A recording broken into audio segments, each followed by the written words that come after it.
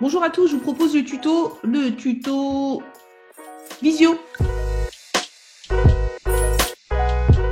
Effectivement, nous sommes tous confrontés aujourd'hui à utiliser ce mode visuel pour communiquer entre nous, comme nous sommes tous confinés, et on se rend compte que c'est pas forcément si simple que ça de pouvoir faire une réunion visio en ayant un visuel à peu près correct. Alors je vais essayer de vous donner quelques petites astuces, j'espère qu'elles vous seront utiles. Déjà évidemment, c'est où la caméra sur son ordinateur, alors chacun a différents ordinateurs, des Mac, des PC, on n'a pas tous la même chose, mais généralement quand vous êtes en visioconférence, vous avez une petite lumière verte qui s'allume et c'est ça qu'il faut regarder. Je vais mettre mon doigt dessus.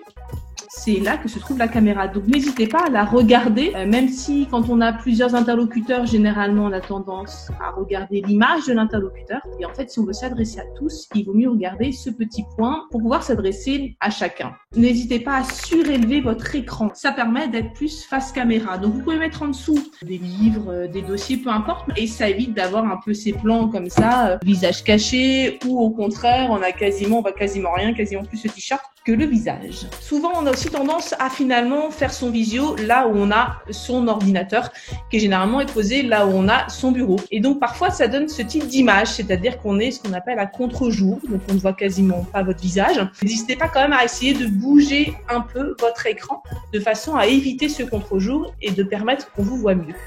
Évidemment, ici, nous avons la chance d'avoir des enfants à la maison, mais tout simplement l'option de pouvoir appuyer sur Mute. C'est très utile quand nous sommes plusieurs à converser. Ça permet justement d'éviter les bagarres de nos enfants ou autres bruits potentiellement désagréables pour notamment les autres personnes. Ça vous permet aussi, surtout à vous, de pouvoir éventuellement converser avec d'autres personnes par téléphone ou autre sans qu'on vous entende. Donc c'est aussi important. Autre petit détail aussi, vous n'êtes pas obligé de vous voir. On a souvent tendance quand on fait une conférence en Skype, Zoom ou autre système de visioconférence, de se dire bah tiens on va se voir, mais en fait non, vous pouvez tout simplement converser en utilisant tout simplement le son. Vous aurez aussi la possibilité de partager les écrans et ça vous permet surtout d'être totalement libre, de pouvoir prendre des notes et du coup de pencher la tête sans que personne le voie et sans que ça pose problème. Et dernière chose, évidemment, n'oubliez pas que tant que votre caméra est allumée, et bien évidemment on voit ce que vous faites. Donc si vous partez en vous disant que vous écoutez la conversation de votre patron pour aller vous servir une tasse de café, et bien évidemment, on aura vu que vous êtes parti. Voilà, c'était juste des petits conseils, j'espère que ça vous sera utile et puis je vous dis à très bientôt.